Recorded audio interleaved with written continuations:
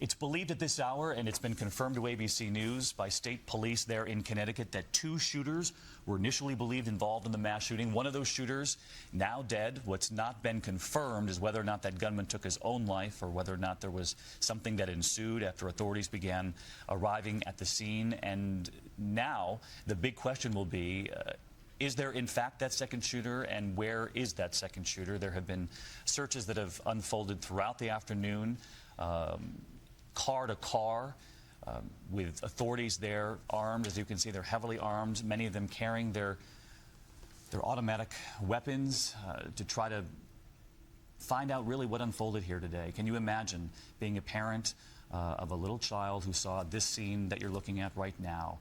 Just teams of authorities coming in holding guns. It's the kind of thing that you typically see in a television drama. And now these children will be asking their parents about the reality of what unfolded there at their elementary school today. I want to go now to one of the witnesses who was on the scene. I saw him walk a guy earlier with handcuffs. He walked by us and said he didn't do it. It was a grown man. A grown man, yeah. He's sitting in the front of the police car over there now. So, I mean... He didn't have a gun? No, I didn't see any gun. Just had him handcuffed. And he walked by us and looked into parents' eyes and said, I didn't do it. How was he dressed? Camo pants with a dark jacket. This is a CBS News special report. I'm Rebecca Jarvis with the latest on the deadly shooting at an elementary school in Newtown, Connecticut, the Sandy Hook School, and it is turning out to be worse than anyone could have imagined. CBS News senior correspondent John Miller is here with me now, and he has the latest. John. A very grim picture developing here, and I want to state again, as we have earlier, this is preliminary information. It's an ongoing incident. Some of this information is likely to change, but we have been told by officials from Washington to right on the scene in Connecticut that it is shaping up to be a terribly serious incident. The number they're working with at the command post now is 27 dead in the shooting incident. It appears that more than a dozen of those may be students from this school. The gunman appears to be a young man, possibly in his 20s, who traveled up from the New Jersey area. There was some kind of confrontation with the principal, who he shot, and I don't know the principal's condition. And then apparently there was more shooting with more than one gun by this shooter, and they are still trying to sort out whether this was the only shooter or whether he was with somebody else. The SWAT team is continuing to search the school for victims, children hiding. The gunman, if there is one gunman, is dead at the scene. And another SWAT team has gone to the family residence that's related to this gunman in the area. They've done an explosive entry. They've breached the door with small explosives to make sure that the home isn't booby-trapped, and they're doing a search there. If you go back to some of these other incidents, like the Aurora case, you know, where you see they go to the gunman's house and they find it's booby-trapped, they're being very methodical and very cautious. Mr. Jones, I'm going to hand you a copy of what I have marked as Exhibit 4. You ever seen that before?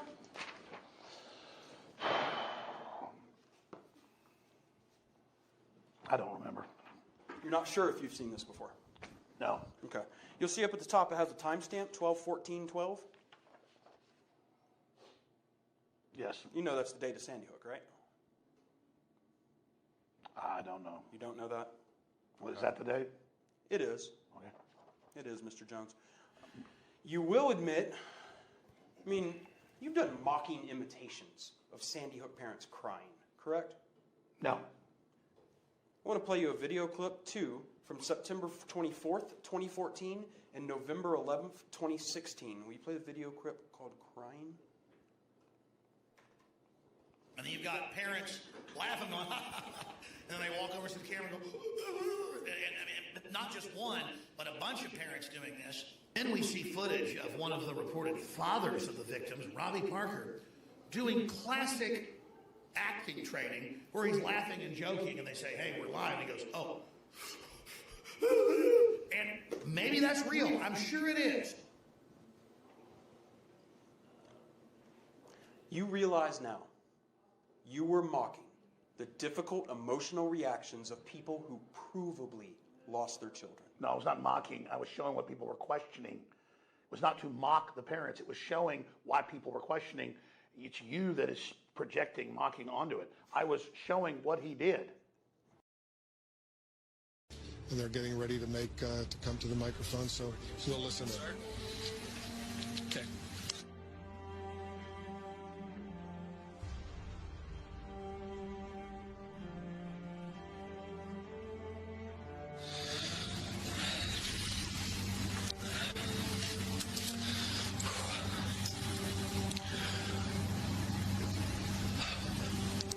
So my name's Robbie Parker. My family is one of the families that lost a child yesterday in the Sandy Hook Elementary School shootings here in Connecticut. I've been contacted by so many people and agencies wanting to know how we're doing, and I just thought that this might be the best way to share those feelings with everybody. I'm not mad, because I have my agency to make sure that I use this event to do what I can. As we have said all day, we have met people who remind us what teachers do, how much they care, even in the face of terror. And I sat down with a first grade teacher at that school, Caitlin Roick. She heard gunfire, large windows exposed her classroom, so she managed to rush 15 small children into a tiny bathroom to try to save their lives. I put one of my students on top of the toilet dispenser. I just knew we had to get in there. I was just telling them it's going to be okay. You're going to be all right. I had pulled a bookshelf before I closed the door in front of it. So it was we were completely barricaded in. I turned the lights off. Did you tell them to be quiet? Did you worry about one of them? No, I told them to be quiet. I told them we had to be absolutely quiet. Because I was just so afraid that if he did come in and then he would hear us and then he would maybe just start shooting the door. So I said, no, we just have to be absolutely quiet. And I said, there are bad guys out there now. We need to wait for the good guys. They're coming again. I wanted us to be okay. And I'm so saddened that there are people who in this situation are not okay. And my heart goes out to anyone who knew them and was a part of their lives. I just can't imagine. Did they cry? No, if they started crying, I would take their face and say, it's gonna be okay, show me your smile. I really tried to and one of my students would say things like, I know karate, so it's okay, I'll lead the way out. They really said to you, we want to go home for Christmas. Oh yeah. Mm-hmm. Yeah. Or I just want to hug my mom, or just, things like that were just heartbreaking, and in my mind, because you're hearing, I've never been a part of something, obviously, anywhere near this traumatic. And so I'm hearing the gunfire in the hallway, and I'm thinking in my mind, I'm the first classroom. Why isn't he coming? I'm thinking we're next. And, and in my mind, I'm thinking, as a 6-year-old, 7-year-old, what are your thoughts? What are your, and I'm thinking that I have to almost be their parent. I have to tell them, so I said to them, I need you to know that I love you all very much and that it's going to be okay, because I thought that was the last thing they were ever going to hear. I thought we were all going to die. And I don't know if that's okay, teachers and, but I wanted them to know someone loved them, and I wanted that to be one of the last things they heard. Not the gunfire in the hallway. It's just so horrible. Horrible. How did you know you were going to be okay? What happened? I didn't. What finally happened was the gunfire stopped. The gunfire wasn't that long, so that stopped. But I said, no, we're not going anywhere. We're staying here until someone good comes in.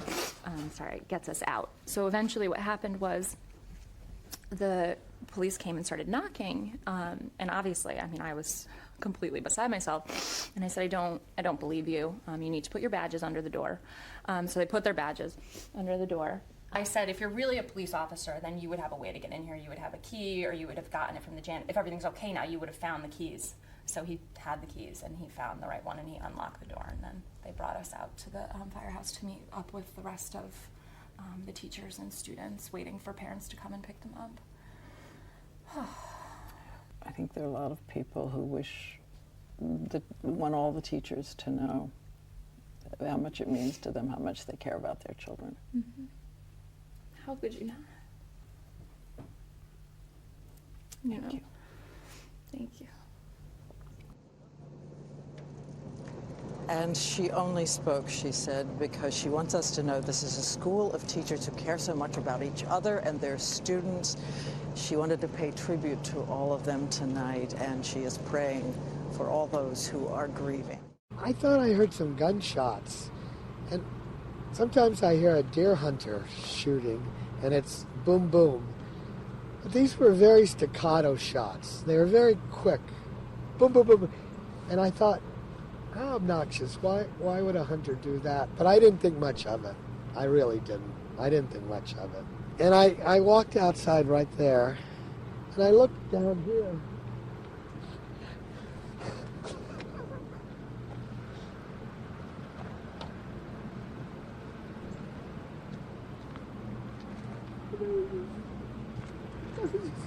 Six children.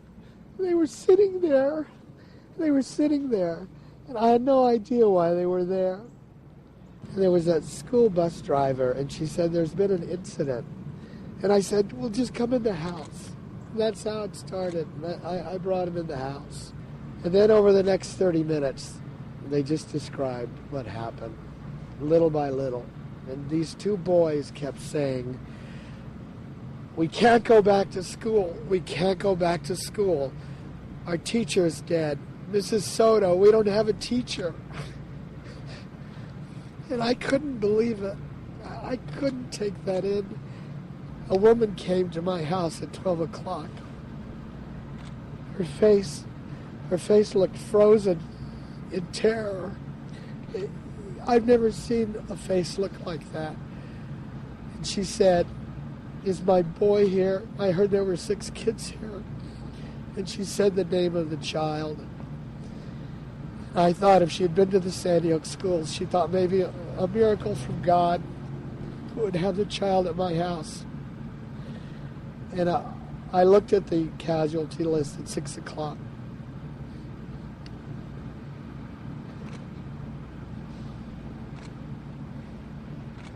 And his name was on it.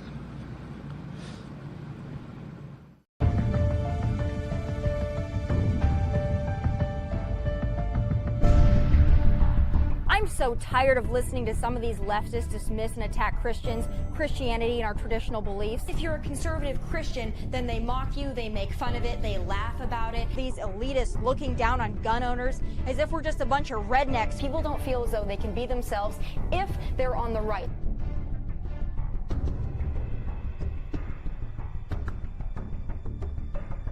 This probe isn't an investigation, it's a witch hunt. President Trump is winning. The leftist mainstream media stand for the American flag. Hillary email scandal, Benghazi, lying about Benghazi.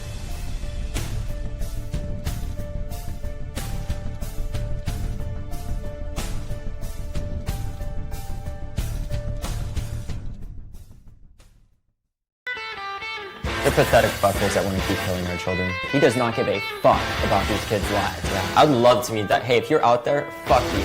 Every march, every meeting, every moment. All for that assault weapons ban. All for that assault weapons ban. That assault weapons ban. So we need to fight the problem from the core, which is guns. For the first time, the corrupt aren't controlling our story. They want to be back on top unquestioned in their corruption. It is our job to make sure that we call them up and force them out of the shadows of corruption and into the light of justice. We are. The corrupt aren't manipulating the facts. We know the truth. Shooting after shooting, the American people now see one thing they all have in common: the weapons. Well, here in Washington, we are demanding an assault weapons ban. The people demand a law banning the sale of assault weapons. Stand for us or beware, the voters are coming. We are demanding the prohibition of sales of high-capacity magazines. When they give us that inch, that bump stock ban, we will take a mile. We will take a mile. We are not here for breadcrumbs, we are here for real change. And pointed that his administration banned bump stocks. They enacted the Stop School Violence Act, which authorized grants to increase school safety, and some actions to improve background check records. Do all of you consider that progress? You know, the Stop School Violence Act doesn't even mention the word gun once.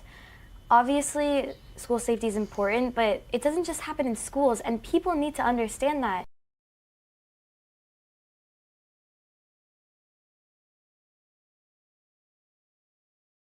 It's a public safety issue, not a school safety issue. So we need to fight the problem from the core, which is guns. That bill, the silent rhetoric behind it is that since the government will never agree on anything, let's pass something very easy and simple that everyone can get behind. But that's because it doesn't do anything. That bill does nothing to keep the students or people outside of schools outside of the line of fire, and we're fighting for people everywhere. That bill you're talking about Fix NICS? You're talking about the Stop School Violence Act.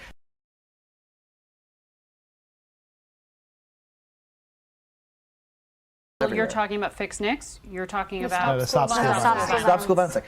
This isn't just in schools. We met with people from communities who are frightened to leave their houses and who have woken up to the sound of gunshots very frequently. This is everywhere.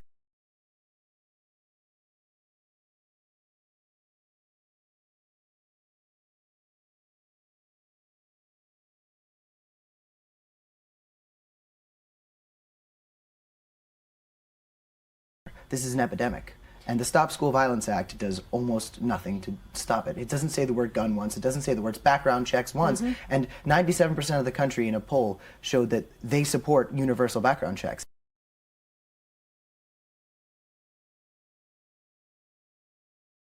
And 97% of the country in a poll showed that they support universal background checks. Anyone who doesn't, I don't understand that. Al Gore was defeated. A defeat President Clinton sorely conceded was because of you, the members of the NRA. You've got to give it to them. They've done a good job. They probably had more to do with anyone else in the fact we didn't win the House this time. And they hurt Al Gore. The NRA beat him in Arkansas. The NRA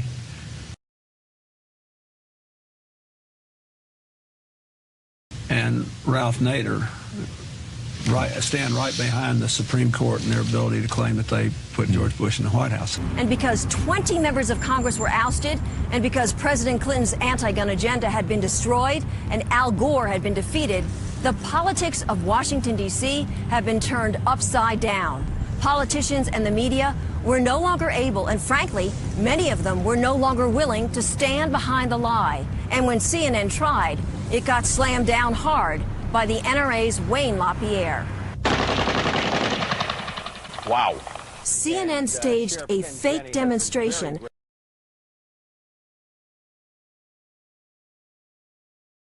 with Broward County, Florida's Sheriff Ken Jenney using an AK-47 machine gun, claiming it was on the list of banned semi-autos. That's right. It's an old Chinese AK-47 that has been banned. And that is one of the banned weapons, the 19 currently banned weapons. Now this is automatic. Wow. Not true. Machine guns have effectively been banned by the National Firearms Act of 1934. But this demonstration wasn't about facts. It was about convincing viewers to keep the 1994 ban on the books. A pretty powerful demonstration of the firepower of these weapons. No doubt it puts it in perspective. Our John Zarella, great report. But CNN didn't get away with it. Within hours, the NRA's Wayne LaPierre exposed CNN's lies for what they were. Your reporter faked that story yesterday. It deliberately misread the viewer. There's no way it could be true, and I challenge CNN to defend it. Well, we're not going to continue this interview because our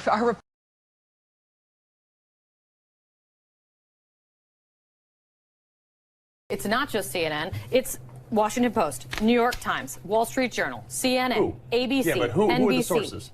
Carl. Who are the sources? Oh, because they're hiding behind this anonymity. Oh, and that's what we're Please do not even start with me that you're just going to attack sources. Yeah. Do not attack the stellar reporters of CNN who have their sources and would protect stellar their reporters sources. of CNN. Fake news is when you put out a story to intentionally deceive someone and you know that it is wrong. I don't know of anyone who has put out a story in the mainstream media that I can think of right now to intentionally deceive anyone. CNN's Don Lemon is joining us now live from Ferguson. What's the mood like, Ferguson? What's the mood like there, Don? Okay. I think we're about to be arrested because we're standing on the sidewalk and you said you want to... Move out of the way, sir. Move. But this here is the foundation for this. You can't separate them. I don't know what them black robe perverts don't understand down there. I'm not going to resist a police officer, so I'm being pushed back by the police officer. You can see this is exactly what the citizens have been dealing with. What the citizens have been dealing with. What the citizens have been dealing with. So, we're going to...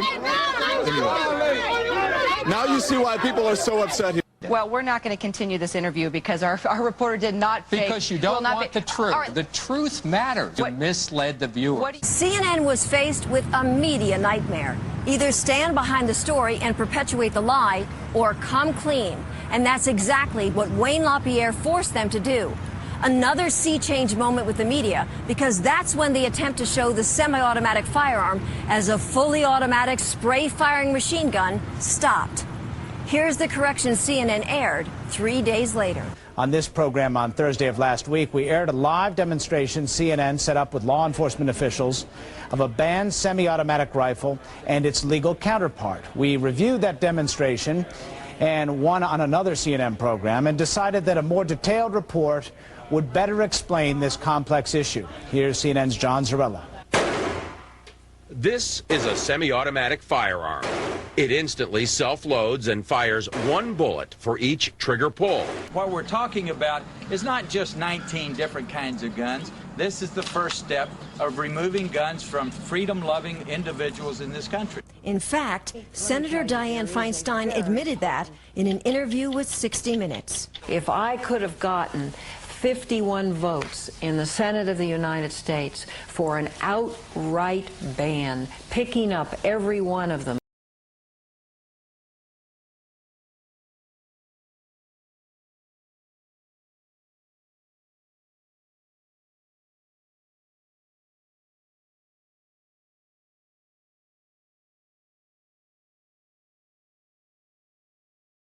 for an outright ban, picking up every one of them, Mr. and Mrs. America, turn them all in, I would have done it. I could not do that. The votes weren't here. So if you could add that to this bill, that would be great, Diane. If you could add what you have also, and I think you can, into... For an outright ban, I would have done it. You could add what you have also, and I think you can, into the bill. Yeah. So Joe, are you ready? Can you do that? Joe, can you do that? Pat, can you add some of the things? You're not going to agree with me. Yeah, you help. Well, no, I'll help, but can you add what Amy and what Diane have? Can we add them in? And I know you can add what John has. I have another domestic violence. We cannot move on. If we move on, the NRA and those against us will win. If teachers start packing heat, are they going to arm our pastors, ministers, and rabbis?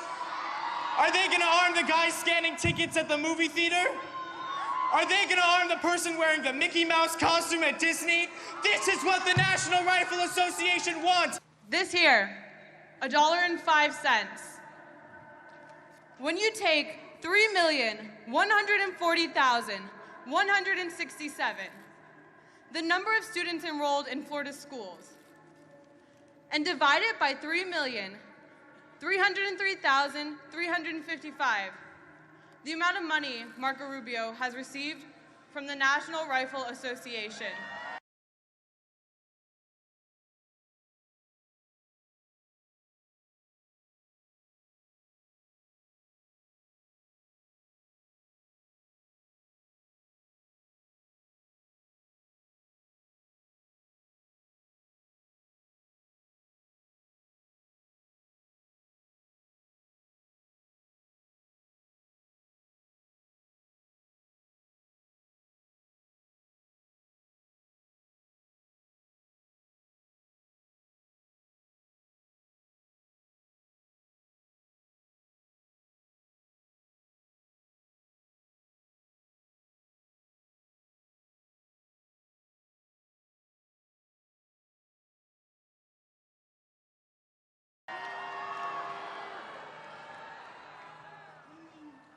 It comes out to $1.05. Is that all we're worth to these politicians? $1.05? It's going to take some will. So let me ask, is there a will to keep weapons of war off our streets? Is there a will to break the stranglehold of the NRA? Is there a will to bring morality to this country's politics? Then stand up, speak up, register to vote. If we sustain our efforts, if we keep our heads unbowed, who can stop us? If we march today, canvass tomorrow, and vote 227 days from now, we will make this a turning point for our country. And we, the new diverse, inclusive, and compassionate face of America, will lead this country once again down the path of righteousness. Thank you. Your old ass parents like, I don't know how to send an iMessage, and you're just like, give me the fucking phone, and you take it and you're like, okay, let me handle it, and you get it done in 1 second.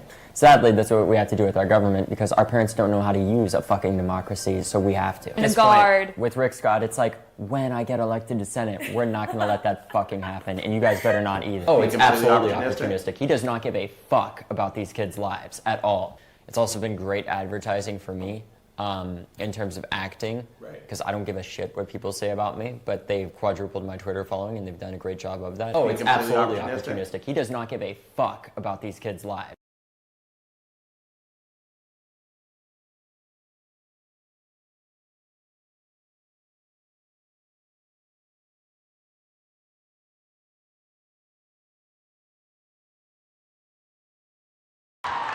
If you listen real close, you can hear the people in power shaking.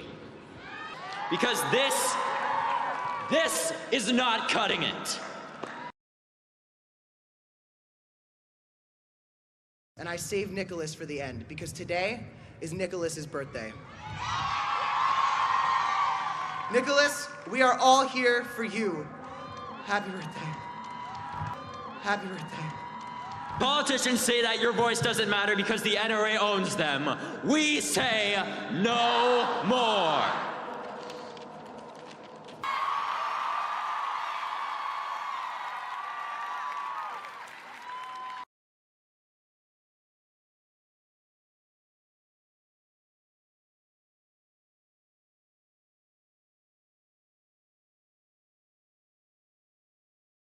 My name is Trevon Bosley, and I'm here with the brave youth leaders of St. Sabina, and I'm here to speak on behalf of Chicago's youth who are surrounded and affected by gun violence every day.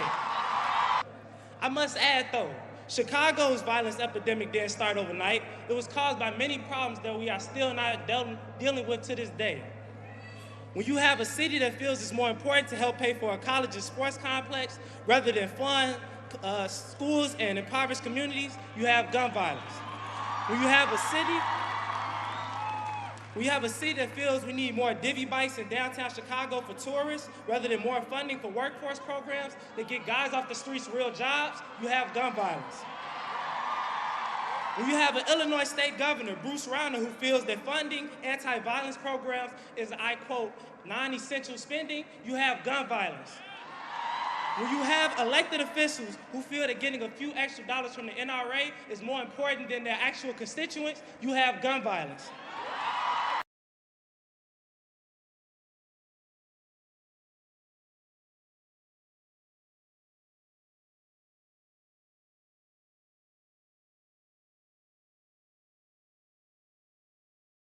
The situation in Chicago, man. I'm from Chicago. Born and raised there. I ran those streets in Chicago and changed my life. But I want to kind of make people aware of some things that you don't know, because you never really been out there, then you wouldn't know it. And it's going to be hard to believe, but myself, for a fact, and several others that I ran with know this to be the truth. Growing up in Chicago in the early 90s, this same situation was happening. I've been in Chicago where a person came into my house and knocked on the door to come and get me early in the morning, 6:30 in the morning, and said, come with me, man. It's a crate of guns in the alley. And I got up and ran out there, and sure enough, there was a crate of guns. And during that time when we in it, you're not thinking about where did the guns just come from. You know, you never think about that type of stuff, like where did the guns come from and why are they here? But now that I'm older, I can kind of tell you that it's a diabolical plot. Nothing is stopped. The guns are still there. The guns are still being placed in these different strategic communities. It's a plan. It's not out in Bridgeview. It's not out in, Westmount. They're putting it in the hundreds for sure. Yeah, they're putting it on 55th. They're putting it in Inglewood. 6:30 in the morning while older people that's at work, you sleep. You're not outside. So, you got the streetwalkers and the people that's out, they hustling and they out all types of day. Yeah, they're the ones that's going to run across them. And who would go and tell the police? I never went to go tell the police when we found some guns. Okay, the police are locking people up constantly in Chicago every single day. They're taking guns off the street every single day, every day. So how is it that all of these guns just keep appearing? Where are all the guns coming from? Nobody's going to the gun store buying these guns. They got guns that they can't control. They shooting these guns, letting off, man, 100 shots, man, in 30 seconds. These guns are not being bought. They don't have no gun license to buy these guns. So where are they getting the guns from? That's the question. I'm telling you right now. They've been dropping the guns off in crates for years.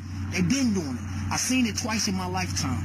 I seen it in 1990, and then I seen it again in 1999. I seen it with my own eyes. You can believe it or not, but that's the honest to God truth. When you have an Illinois State Governor, Bruce Rauner, who feels that funding anti-violence programs is, I quote, non-essential spending, you have gun violence. When you have elected officials who feel that getting a few extra dollars from the NRA is more important than their actual constituents, you have gun violence. And when you have a president that would rather constantly talk about and belittle Chicago's violence than rather than send funds and resources, you have gun violence. I lost more than my brother that day. I lost my hero.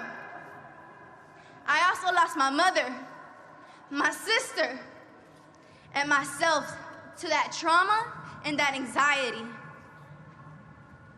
If the bullet did not kill me, that anxiety and that trauma will.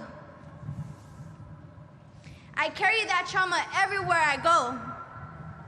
I carry it with me in schools, in class, walking home, and visiting loved ones. And I am not alone in this experience.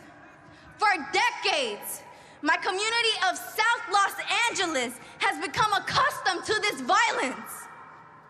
It is normal to see candles.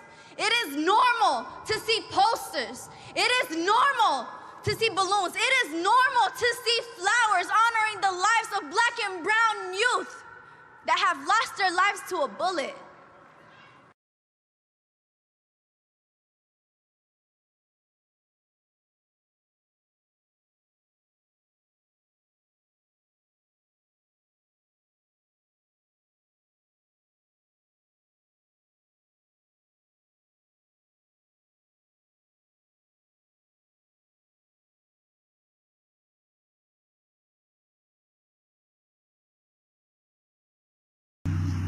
These guns are not being bought.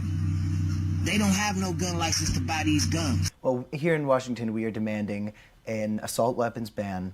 We are demanding the prohibition of sales of high-capacity magazines. And we are demanding universal background checks. So how is it that all of these guns just keep appearing? Where are all the guns coming from? Nobody's going to the gun store buying these guns. The young survivors were at the center of much of the attention, but there were plenty of celebrities on hand at the marches as well, lending their names, voices, and checkbooks to the cause. Stars from Ariana Grande to George Clooney to Paul McCartney getting involved. Come together around children.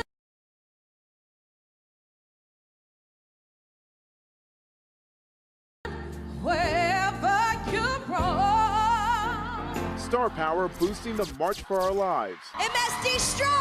From singers like Demi, Ariana, Let's go.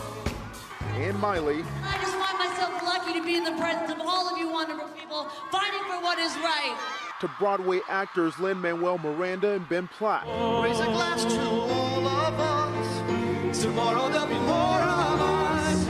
Celebrities in the entertainment and music industry lending a hand and the coast-to-coast call for gun reform. In D.C., spotted standing with hundreds of thousands of marchers, George Clooney and his wife, humanitarian lawyer Amal Clooney, the couple donating $500,000 to the cause.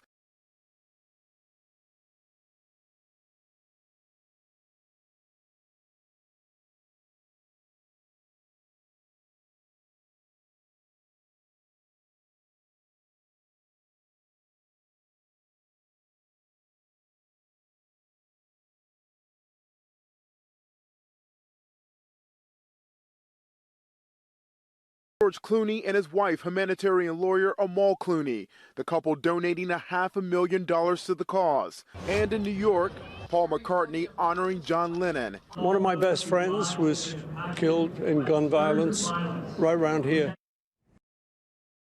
The march is not the climax of this movement, it is the beginning. It is the springboard off of which my generation and all who stand with us will jump into a safer future.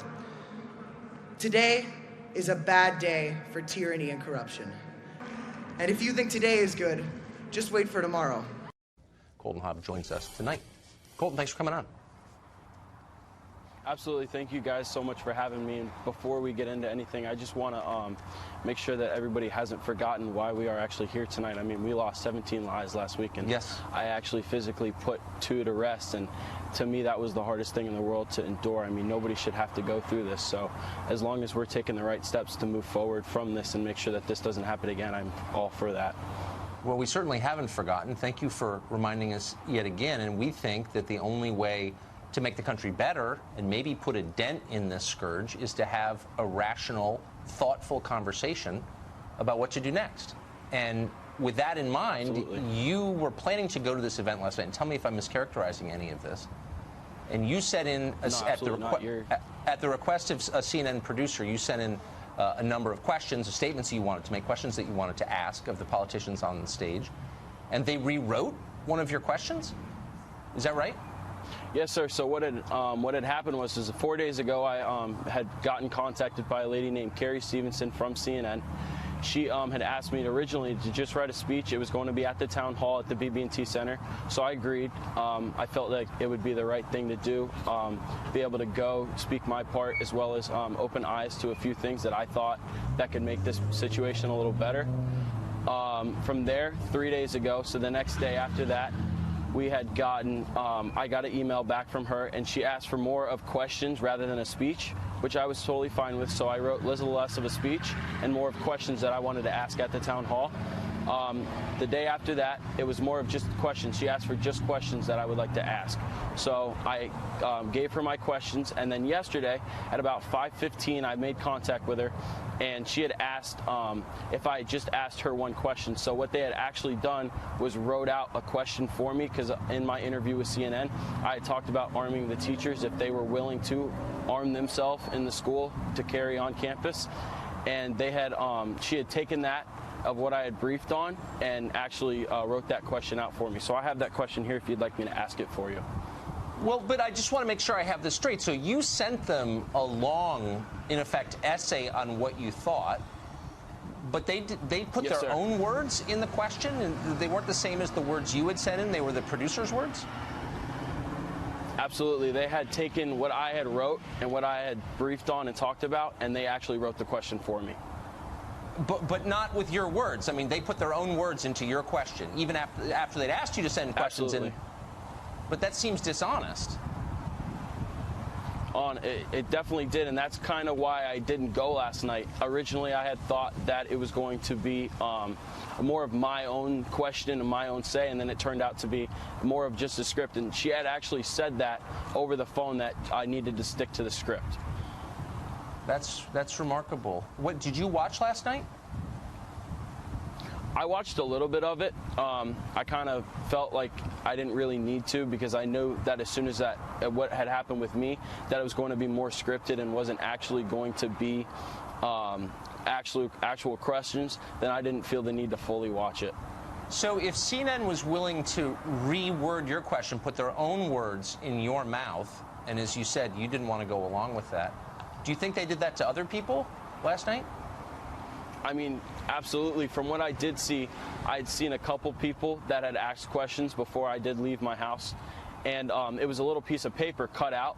And I know for a fact that nobody cut their own paper out and wrote their own question, especially when they were all based off the same topic. So to me, from right there, it showed that this isn't correct. Why are they all have the same size piece of paper with a short little question on it? So to I me, guess it was a total what's waste of surprising my is time, honestly.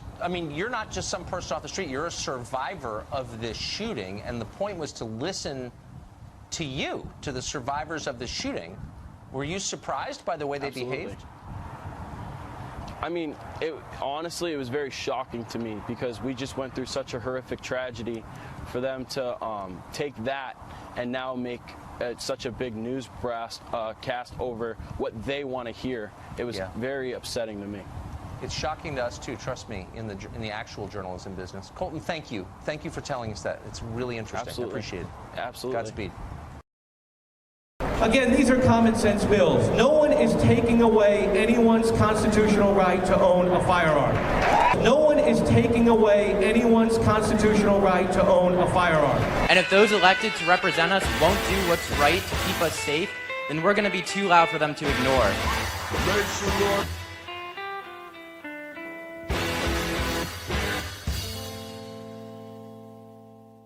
Can you raise your hand if you're going to be voting in November? Are you eligible to vote? My birthday's in October, so I hit the mark. I'm not a Russian computer, so I can't vote in the next election, but for the one vote I can't cast, we'll have thousands for us. The lie you spread for years and years was that the families behind me were actors, correct? I can't answer. That's a yes or no? No, it's too complex. Sorry. Motion eliminated.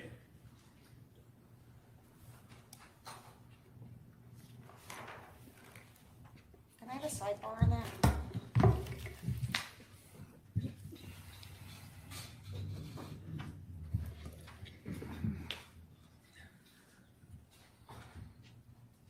The lies that you spread. He doesn't think they were lies. And the court has made that finding. And so this is the heart of that Fifth Amendment issue I alerted the court to. If he agrees with the characterization that it's a lie, he's testifying falsely. If he testifies truthfully, he's in contempt of a prior ruling of the court. So I'll do something a little different. Okay, that's a good point, though. I mean, look, he could take the fifth. So if we're going to get to that, I'd rather do it outside the jury's presence because my claim.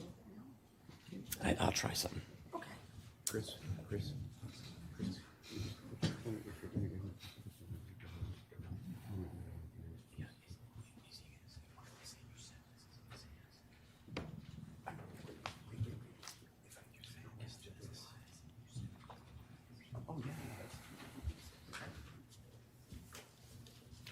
So just wait for the next question, Mr. Jones. Man, I'm sorry. Yes. Mr. Jones, for years and years and years, you called these families actors, correct? No. That's not correct. No. Do you remember in your deposition, sir? I asked you about Robbie Parker, right? Yes. And you always called Robbie Parker an actor many times, didn't you? No, I said it looked like he was acting. You said it looked like he was acting? The internet is a huge thing. Mr. Jones, is your Objection, testimony... my client wasn't permitted to finish his answer. These are not yes or... I'm sorry, because now I've lost the question. So can you ask the question? You know what? Let's do it this way. Mr. Jones, would you agree with me that if somebody were to lie about a group of people and call them actors and having faked their children's death, that would be a horrible thing to say about something? I did not call them liars. As to the vouching in proper form, it's a contrarian voucher. Nobody cares whether he agrees with Mr. Manager. All right, sustained.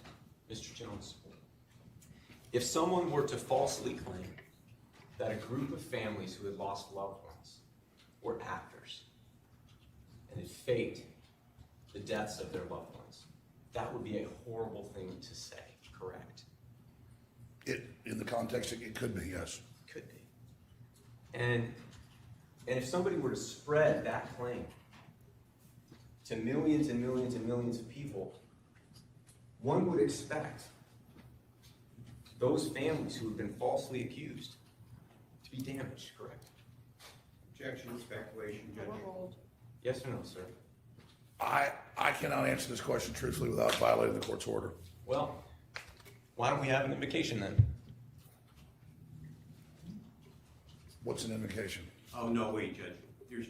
We need, this All is right. improper. I'm going to object. So why don't I excuse the jury for a minute? This shouldn't be too long.